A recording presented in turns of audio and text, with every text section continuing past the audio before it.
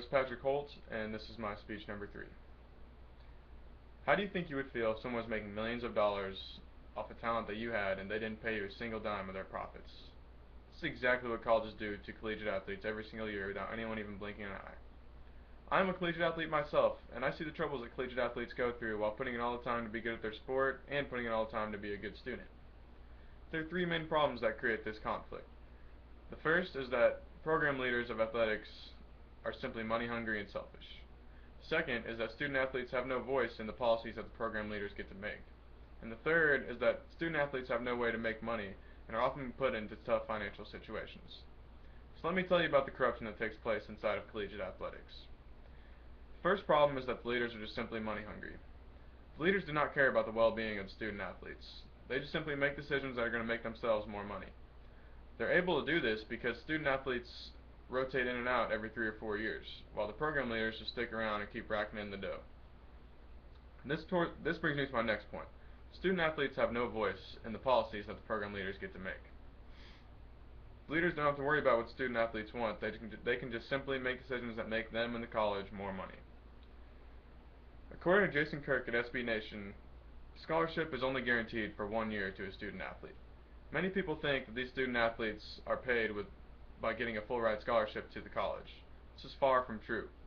If the student athlete underperforms or say gets hurt in his first year, the college is not obliged to give him a scholarship the second year. Not to mention that if the student athlete is hurt and does have medical bills, the college is not obliged to pay for those medical bills. So an athlete could get hurt, not get a scholarship back the second year, and be in thousands of dollars in debt due to medical bills. That is just simply not fair. The good news is, there is a solution to this problem. The Northwestern University football team unionized when the Chicago Office of National Relations Board agreed that the players are indeed employees of the university. This is according to Rohan Nadkami of the Washington Post. The players are now in Washington, D.C., meeting with Congress, trying to get people of importance to back their case and to help them get what they want. Players are looking for guaranteed scholarships, guaranteed injury coverage, head injury reduction procedures, and to be allowed to pursue commercial sponsorships.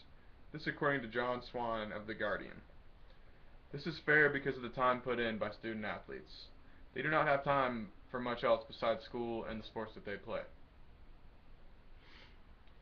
Really, all they're looking for is protection in case something bad happens while they're playing their sport. They're not looking for salary, they're not looking to try and get paid by the college they play for. They're simply looking for fair treatment. And as far as the sponsorships go, that is simply a player making money from a different company off of the name that he or she has built for him or herself. Why should a university be able to stop that in the first place anyways? Overall, players aren't looking for salary, they're not looking for pay, they're just simply looking for fair treatment from the universities. All in all, collegiate athletes deserve a lot more than what they are given by the universities they play for. Instead, the program leaders of those athletic programs are simply money hungry and selfish. Student athletes have no say in the policies that the program leaders get to make, and the student athletes can't get any money, so they're put into tough financial situations. Like I said before, this treatment is just simply corrupt. It is unfair and it is not right. Wouldn't you want to have a little more respect from the people that you were making millions of dollars for? I know I would. All these players really need is support from important people who have a voice in the ear of the program leaders. This is where we need your help.